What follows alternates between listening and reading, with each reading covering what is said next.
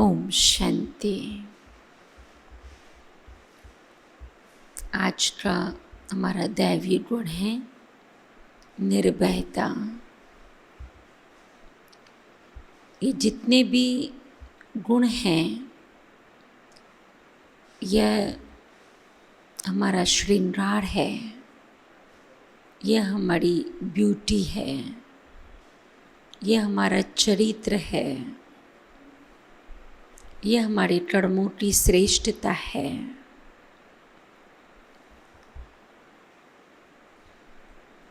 जितनी जीवन में गुणों की धारणा उतना जीवन मूल्यवान है।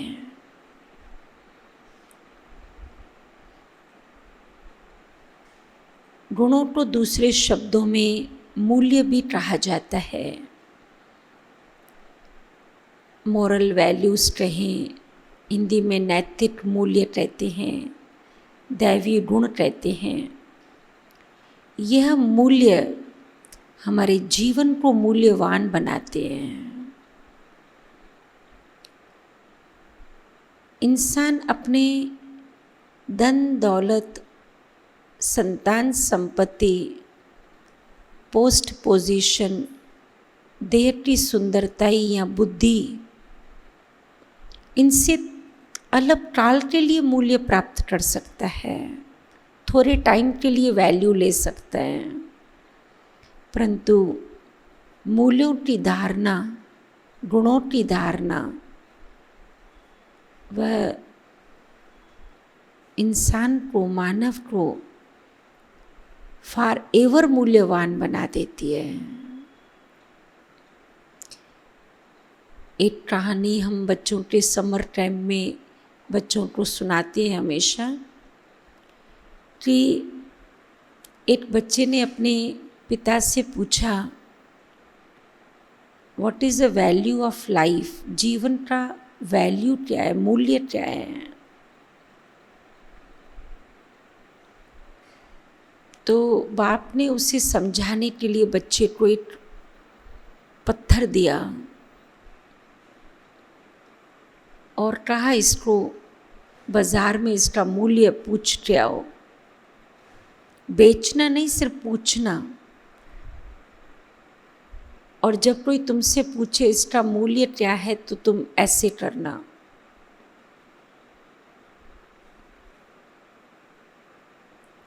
बाजार में जाओ पहले। तो बाजार में गया, जैसे बाजार लगी होती ना, सब्जी की बाजार, और ऐसे जो छुट्टी के दिन पे कैसे बाजार लगाते हैं, वहाँ पे गया। तो वहाँ पर ये भी अपना पत्थर बेचने के लिए बैठा। वो दिखाया पत्थर। किसी ने पूछा, इसका मूल्य क्या है? कहा 20 रुपया। सामने वाले ने, बच्चे ने नहीं कुछ बोला, क्योंकि बाप ने बच्चे को क्या बोला था, सिर्फ ऐसे दिखाना। 20 रुपया। दौड़ता दौड़ता बाप के पास में गया। पापा 20 रुपया मूल्य बोलता है। बोला अच्छा ठीक है, अभी म्यूजियम में जाओ ये पत्थर लेकर। कहानी काफ़ी लंबी है, मैं जो तंत्र है इसका मूल्य उस पर हम आते हैं। म्यूज़ियम में गया। म्यूज़ियम में जब उसका मूल्य पूछा तो उसने बोला 2000 रुपया। बाप को कहा 2000।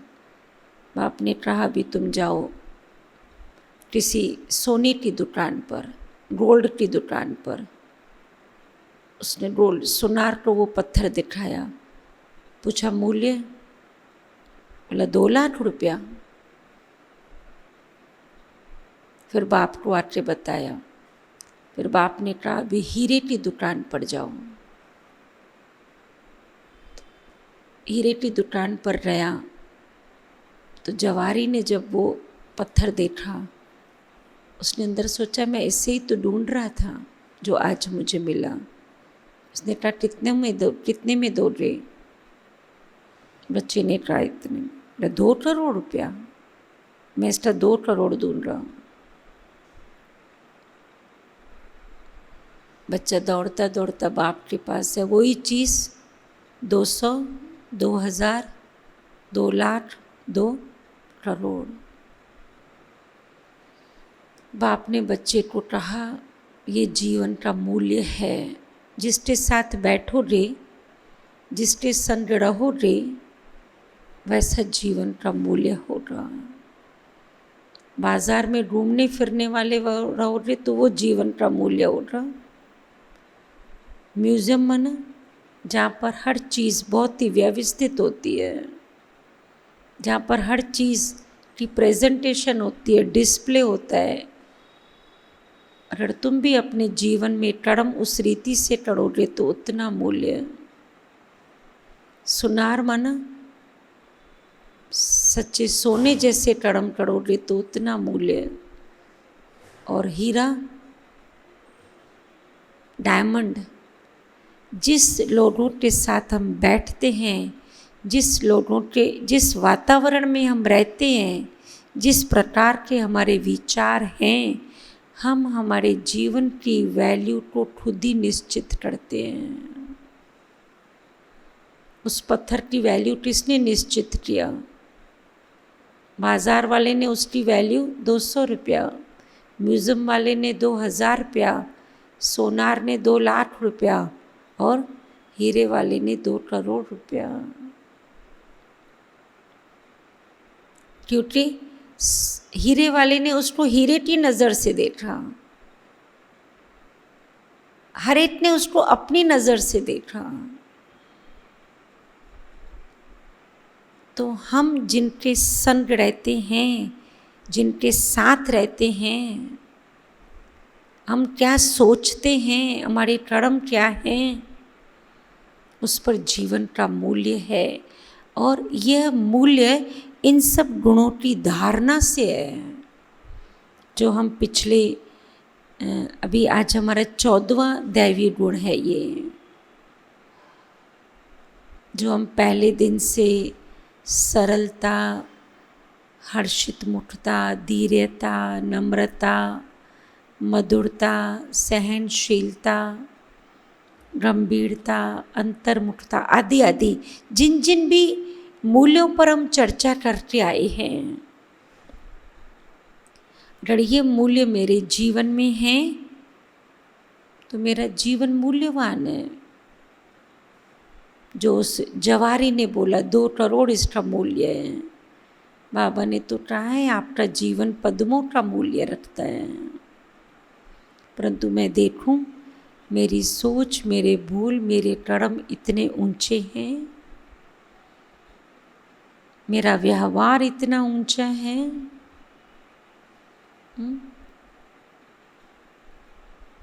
मेरी भावनाएं इतनी ऊंची है।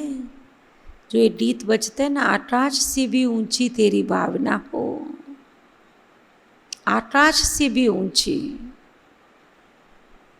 तो ही तो मेरा मूल्य इतना हो रहा। तो आज का मूल्य है निर्भयता। निर्भयता माना निडरता,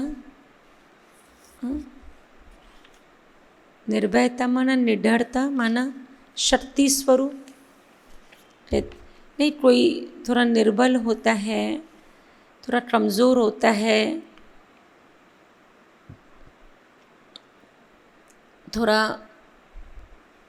थोड़ी बात में घबरा जाता है, कहते ये डरपोक है। और कोई भी बात आती है, कोई बात नहीं, देख लेंगे ना क्या होता है, कहते ये निडर है, निर्भय है। शक्तियों को किस रूप में दिखाया है? निर्भयता के रूप में दिखाया है। ये गुण हमारे अंदर कैसे आए? और आज इस गुण को धारण करने के लिए हम क्या अभ्यास करें? और भय किस बात का है? और भय होता क्यों है?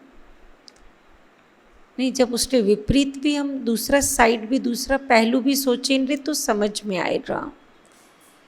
जब तक कमज़ोरी को नहीं बढ़ेंगे, भाई शरीर में वीकनेस आती जाती है, वीकनेस आती जाती है। पर वीकनेस क्यों आ रही है? जब तक उसका हमने रूट क्रास नहीं निकाला तो हम कितना भी ताकत का कुछ ना कुछ लेते जाएं, परंतु वह ताकत शरीर में भरेगी नहीं जब तक हम उस लीकेज को बंद नहीं करेंगे।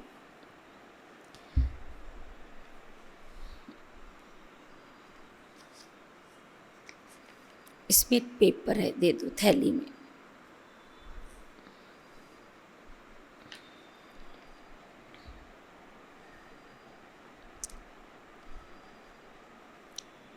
वह जो है वह हमारे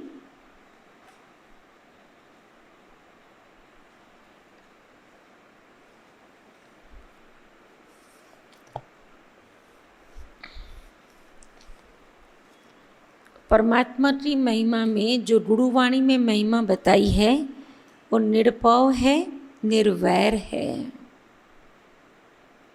निर्भव माना निर्भय है वो। निर्भय क्यों है वो? निर्वैर है वो। हमारे मन में बैर क्यों आता है? किसी भी आत्मा के साथ में बैर क्यों आता है? या तो ज़रूर उसके साथ हमें वैर है, चाहे उसको वैर है चाहे मुझे वैर है, कहीं ना कहीं हमें वैर गैर है मन में। गैर और वैर होने कारण ही भय लगता है। आज अपनों से भी भय क्यों लगता है? अपनों से जैसे कहते हैं ना, रक्षक की क्या बन जाते हैं, आज भक्षक बन जाते हैं। तो रक्षक होते भी भय क्यों? क्योंकि वास्तव में वो सच्चे रक्षक नहीं है। और वो सच्चे रक्षक क्यों नहीं है?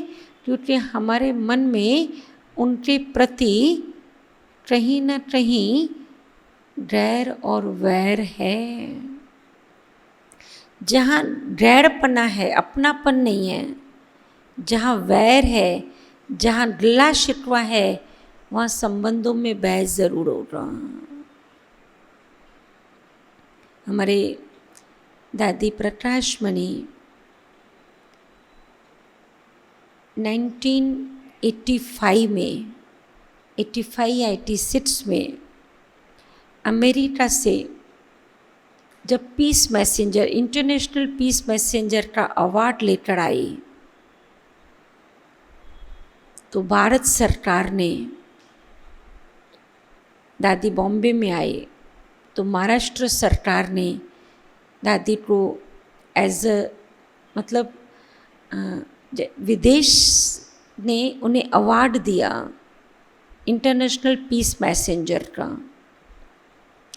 तो एक सरकार का कुछ प्रोटोकॉल होता है, कुछ नियम होते हैं कि उन्हें जेड सिक्योरिटी देनी है और वैसी गाड़ियाँ देनी है, उनको वैसा रहने का प्रबंध देना है जब वो अपने देश वापस लौटते हैं कुछ टाइम तक। तो जैसे दादी एयरपोर्ट पे उतरे तो मदर टेरेसा भी आई हुई थी और बॉम्बे में बाईदास हॉल पार्ला में या किसी और बड़े हॉल में प्रोग्राम रखा था दादी का।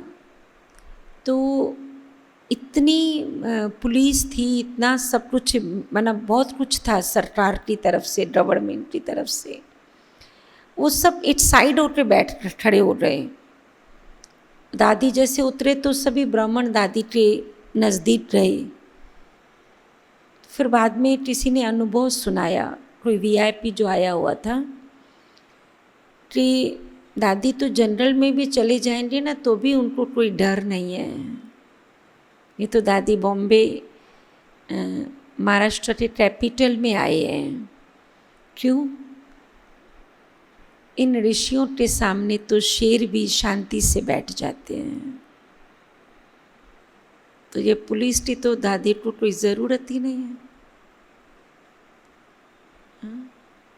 जिसने सारे संसार के अंदर पीस का मैसेज दिया, पीस का मैसेज दिया ना, शांति का मैसेज दिया ना, जो पीस मैसेंजर हैं उनको क्या सिक्योरिटी की ज़रूरत? उनकी प्रेजेंस ही पूरे विश्व के लिए सिक्योरिटी है। तो भय है माना इनसिक्योर फील करते हैं, सेफ्टी नहीं है, सिक्योरिटी नहीं है। क्यों? ज़रूर कहीं ना कहीं किसी न किसी के साथ थोड़ा बहुत खींचातान है। हमारी दादी जानती रहती, जिसको जो चाहिए और तुम्हारे पास है तो दे दो, खींचो नहीं, दे दो, ले लो, है ना तुम्हारे पास, मेरे पास ये ट्रॉफी है, किसको चाहिए भी ले लो, खींचो नहीं। ये उदाहरण, दे दो, उसको चाहिए ना, सामने वाले को चाहिए ना, दे दो। हमें चाहिए हो रहा, हमें भाग्य से बाबा दूसरा दे दे रहा।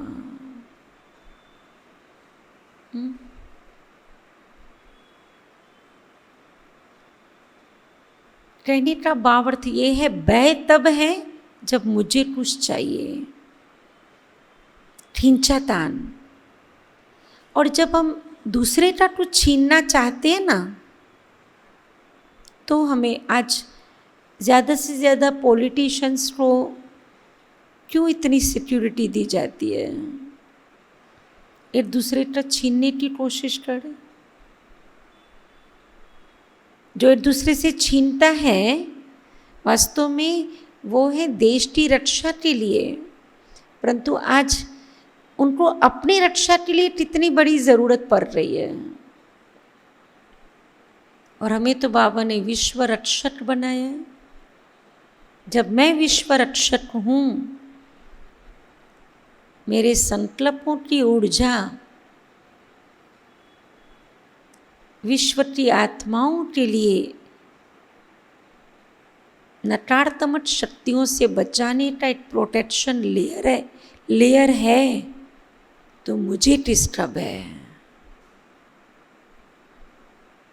ये स्मृतियाँ हमें निर्भय बनाती है। दीदी से मुझे कबीर का श्लोक जो मुझे बहुत ही पसंद आता है, कबीर खड़ा बाजार में सबकी मान रे ठहर, ना कोई से दोस्ती ना कोई से वैर। जो सबकी ठहर मानता है ना, सबकी ठहर माना सबके लिए दुआएं, सब खुश खैराफत में हो, किसी को भी कोई दर्द पीड़ा ना हो, किसी को मेरे से कोई तकलीफ कष्ट ना हो। जो सबके लिए ठहर मानता है, उसका किसी से न वैर है न डर है किसी से। उसके लिए ना कोई ज़्यादा कोई अपना है ना कोई पराया है, सब उसके लिए समान है। उसको बैर नहीं लगेगा।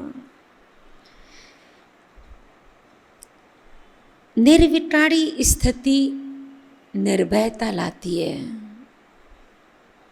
निर्वैर स्थिति निर्मोही स्थिति। मोह जो है ना, वो भी भयभीत करता है, चाहे वो अपनी देह में मोह, देह के संबंधों में मोह, वस्तुओं में वो, पदार्थों में मोह। जिसका अपनी देह में मोह होता है,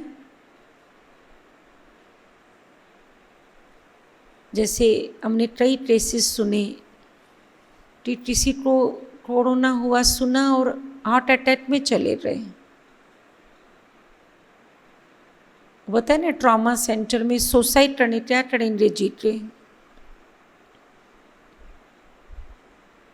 तो ये क्या है? भय, ये देह में मोह, देह से अटैचमेंट आत्मा की, देह के संबंधों में मोह।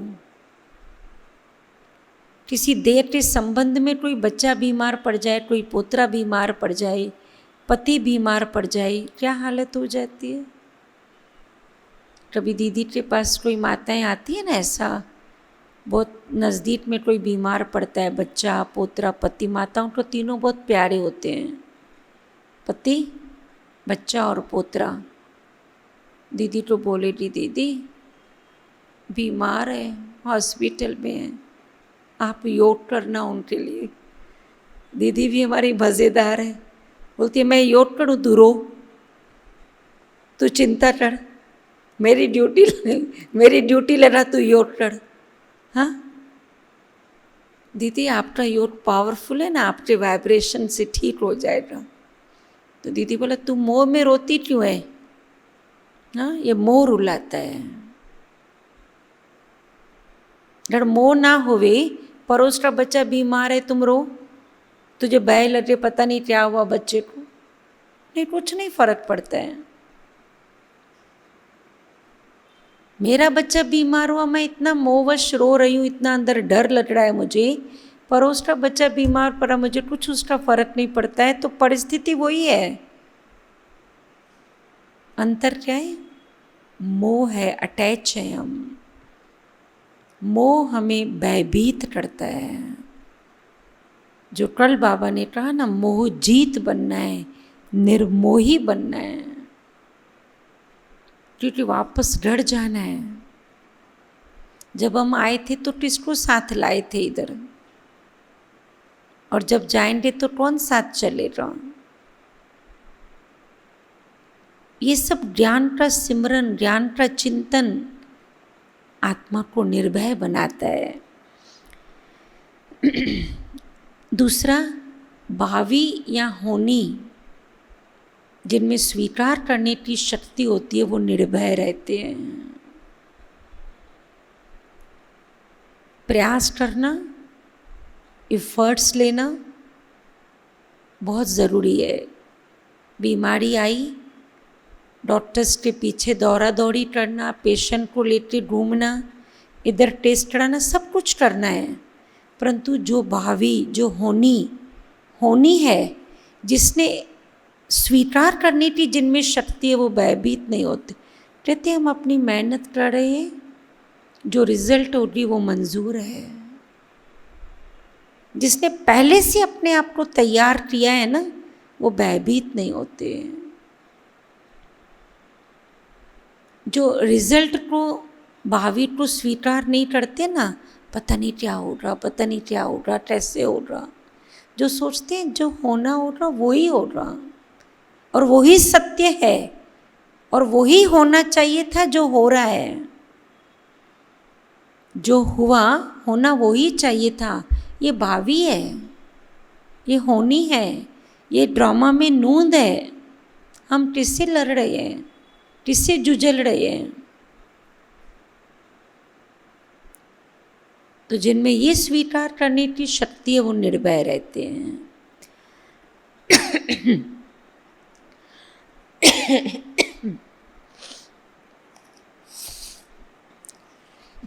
भय कौन से? मृत्यु का भय। सबसे ज़्यादा आत्मा का अपनी देह से अटैचमेंट होती है। देह में कोई पीड़ा ना हो, किसी घटना के वश कष्ट ना हो, या मृत्यु का भय।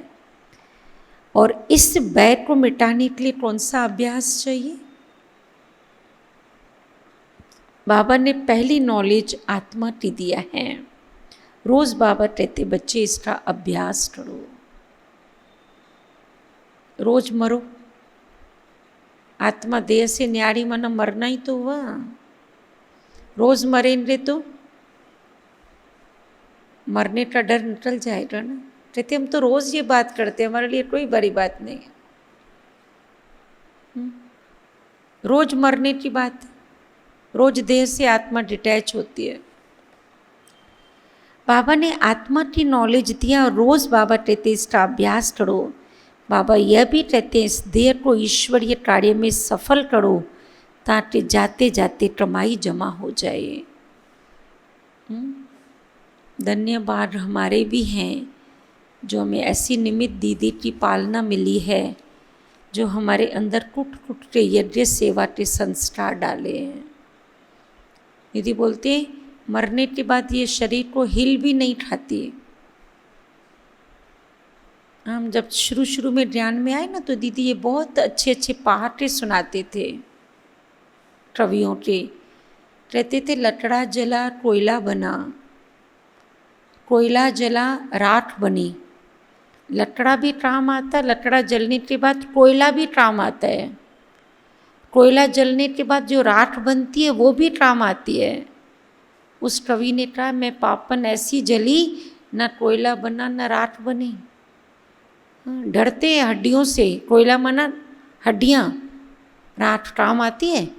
कितना खर्चा करके हरिद्वार में, नासिक में, नदियों में डालने, पंडितों से पूजा कराते, कहते बाबा जावे हड्डियाँ। ना कोयला काम आया, ना राख काम आई, तो अभी तो शरीर को काम पे लगा दे। हाँ, इसलिए हमारी दीदियाँ देखो मुरली सुनते सुनते भी सेवा करती है। हाँ? ना कोयला बना, ना राख बनी। तो इस देह को सेवा में लगा देवे, जितनी देर सेवा में सफल हो जाए। हाँ? बताते हैं ब्रह्मा बाबा ने इतनी हड्डियां अपनी सेवा में लगाई। दधीची ऋषि का मिसाल देते हैं कि जब उसने शरीर छोड़ा तो हड्डियां रही नहीं। माना इसका मतलब ऐसा तो नहीं हड्डियां नहीं रही होगी, हड्डियां इतनी सेवा में लगा दिया। फरिश्ता बन रहा है बाबा हमारा। फरिश्ते तो हड्डी मांस का पिंजरा होता है, हड्डियां लगा दी सेवा में। दूसरा भय रहता है लोट लाज का व निंदा का। हम लोट लाज नहीं निभाएंगे तो हमारी निंदा हो रही है। हम ऐसा करें ना, लोट लाज भी बहुत सताती है, लोट लाज का भी भय रहता है और निंदा से भी भय रहता है, कोई निंदा ना करे। लोग मेरे लिए क्या कहेंगे, क्या सोचेंगे, इसका मनुष्य को बहुत भय रहता है। बहुत सारे कर्म तो हम भय के वश होके भी करते हैं, परंतु बाबा का बनने के बाद है लोट लाज का भय है, दुनिया क्या कहेगी। नहीं, चंद्रलेश भाई, दोनों बेटियां बाबा को दे देंगी क्या आप? दुनिया क्या कहेगी? कुछ नहीं कहेगी दुनिया। कुछ कहे तो यहाँ की उल्लासनगर की दुनिया नहीं, गाँव वाले तो छोड़ेंगे नहीं। हाँ, भगवान को दुनिया ने नहीं छोड़ा तो हमें क्या वो छोड़ेगी? हाँ, जब मैं शुरू में बाबा के ज्ञान में आई तो उल्लासनगर के अंदर सिंधी समाज में तो ये बहुत था ना, मतलब।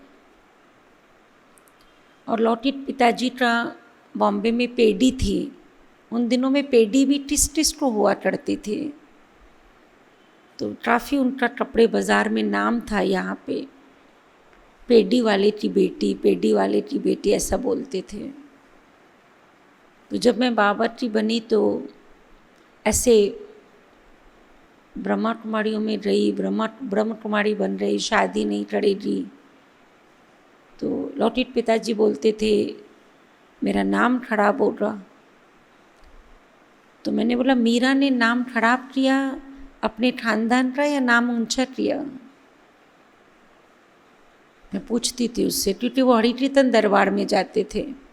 तो हरिकीर्तन दरबार में मीरा का, गुरु नानक का, जिन जिन्होंने भी ईश्वर के प्रति अपना जीवन दिया, उनके बड़े बड़े चित्र लगे हुए,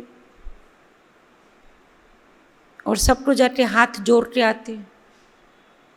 तो मैं पूछती थी इन्होंने अपने खानदान का नाम ऊंचा किया है या खराब किया हुआ है? तो आपके घर में कोई मीरा पैदा हुई तो आपका खानदान का नाम ऊंचा हो रहा है या खराब हो रहा? उस समय इतना समझते नहीं थे, परंतु बाद में समझ लिया। लोट लाज की निंदा, भय,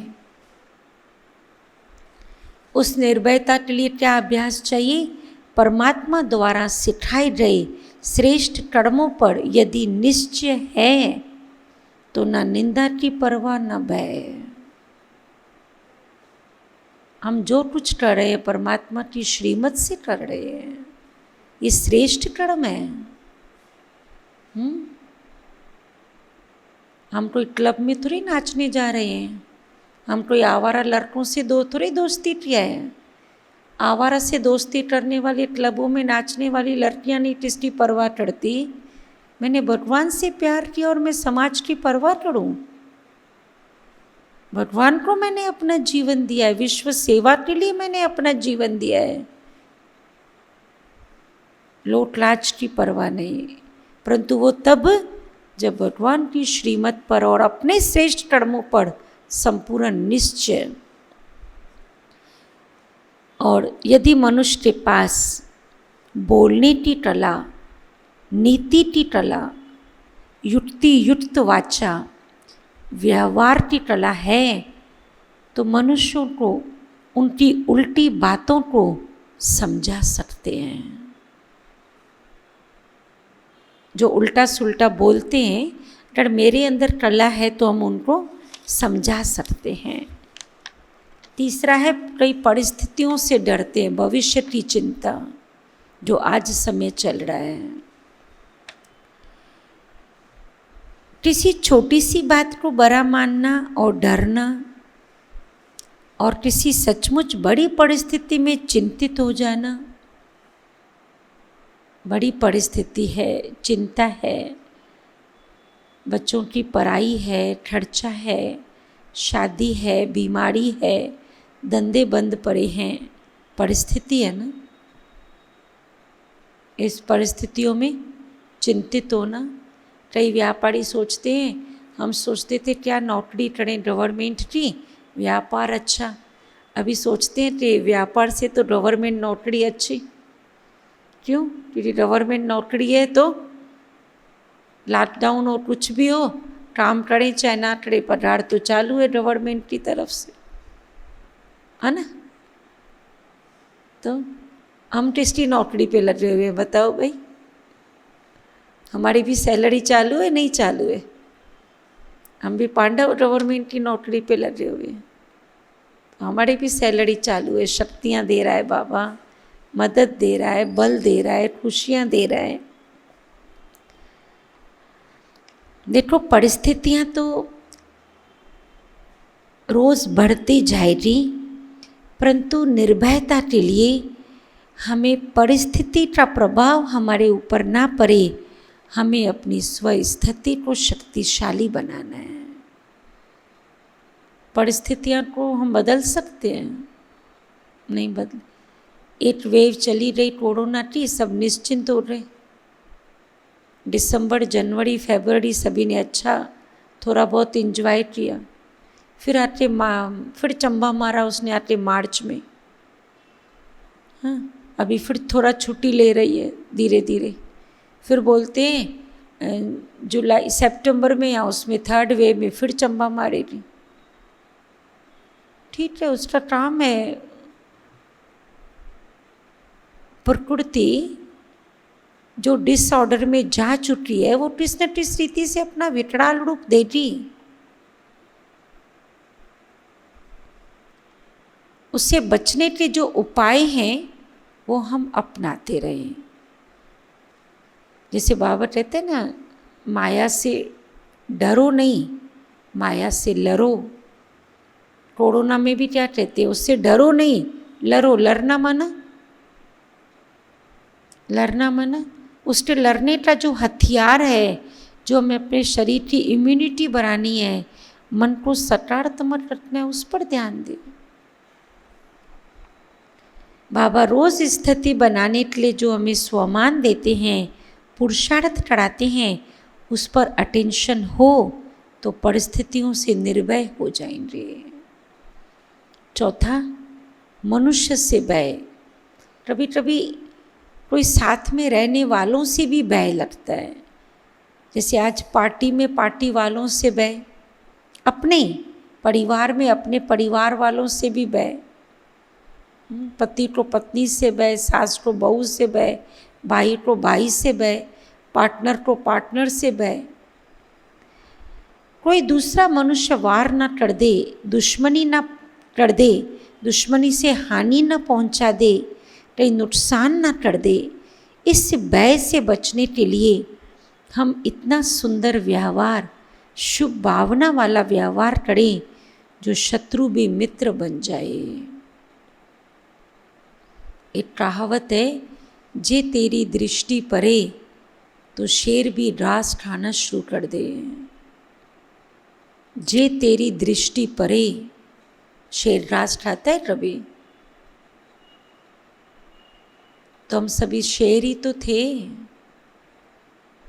उसकी दृष्टि पड़ी हमारे ऊपर तो रोज ज्ञान घास खाते हैं ना। तो हम भी दूसरों पर मीठी दृष्टि डालें तो उनके मन से भी हमारे प्रति दुश्मनी की भावनाएं निकल जाएं। मुझे पता चले कि इसके मन में कोई मेरे लिए वैर गिला शिकवा है। बख्श गुना क्षमा याचना का अनहद बाजा। अंदर से दिल से क्षमा मांगना शुरू कर दें, आत्मा हल्की हो जाएगी। बुद्धि की कमी के कारण भी भय लगता है। बुद्धि कम होने कारण, आत्मविश्वास न होने कारण मनुष्य जो कर्म करता है उसके बारे में उससे भय बना रहता है, अथवा चिंता लगी रहती है, जो मैं कर रही हूँ इसका पता नहीं परिणाम ठीक होगा या नहीं। उस भय से बचने के लिए मुझे बाबा ने दिव्य बुद्धि दिया है। अभिमान से हम कोई काम ना करें। अभिमान वाला कर्म, रावण ने अभिमान वश कर्म किया ना, सीता को चुरा के ले आया। अभिमान था ना ये उसका। एक होती है तेज बुद्धि, एक होती है दिव्य बुद्धि।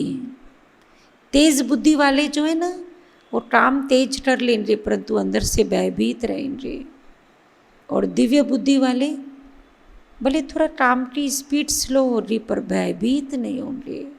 कर्म में रूहानियत होगी, नुकसान की मार्जिन नहीं। बाबा हमारी बुद्धि को दिव्य बनाते हैं, बहुत अच्छी बात है। श्रीमत की गहरी समझ और निरंतर अभ्यास बुद्धि को सूक्ष्म और महीन बनाता है, जिससे हमारे अंदर निर्भयता आती है। श्रीमत की गहरी समझ, जैसे आज बाबा ने क्या वाणी में श्रीमत दिया, उसको बहुत गहराई से समझ के उसका अभ्यास करें तो श्रेष्ठ कर्म, कर्म श्रेष्ठ तो डर ही नहीं। ठीक है, क्लियर हो रहा है निर्भयता के ऊपर। फिर बाबा के अव्यक्त महावाक्य भी और कुछ एग्जाम्पल्स, कुछ स्टोरीज, कुछ और स्लोगन हम पूरा हफ्ता निर्भयता के ऊपर सुनते रहेंगे। सभी भाई बहनों को इस रीति से पुरुषार्थ करने से कुछ अपनी उन्नति में, कुछ अपने परिवर्तन में नवीनता समझते हैं। भाई जो बहनें बैठी है वो बताएं, कुछ नवीनता फील करते हैं सब पीछे वाले? और जो लाइव में सुन रहे हैं वो जो 36 गुण 36 रविवार अभी 14 पूरे किए। हाँ, ये बहादुरी दिखाई भाई हमने, क्योंकि हमारी 2 कलाएँ रही हुई है, वो भी हम ज़रूर पूरा करेंगे। 36 गुणों के बाद 14 कलाएँ किया था ना, 2 कलाएँ रही हुई है, और ये तो 36 पूरा ज़रूर करेंगे। शुक्रिया उन आत्माओं का भी जो आप सभी के लिए ये बुद्धि की खुराक तैयार करके देते हैं। स्वप्निल भैया क्या जवाब दे रहे हैं सभी? हाँ जी, सभी जो गुण सुनते हैं वो पूरा हफ्ता उस पर ध्यान देना है। निर्भयता तो एक, निर्भयता माना लापरवाह नहीं, निर्भयता माना ठाठा ठाठा करके जवाब। हम नहीं किसी से डरते हैं। कभी कभी निर्भय व्यक्ति अमर्यादी बन जाता है। निर्भयता को हमें नकारात्मक रूप से नहीं लेना है। परिवार में निर्भयता नहीं दिखानी है। परिवार में तो मर्यादा से, संकोच से और ईश्वरीय लोक लाज से रहना है। निर्भयता कहाँ दिखानी है? परिस्थितियों में, पुराने संस्कारों में, माया से युद्ध करने में निर्भयता। जैसे थोड़ा भी आवाज़ होता है डर जाते हैं, उसमें निर्भयता हो। कोई समाचार सुना डर जाते हैं, उसमें निर्भयता हो। ओम शांति।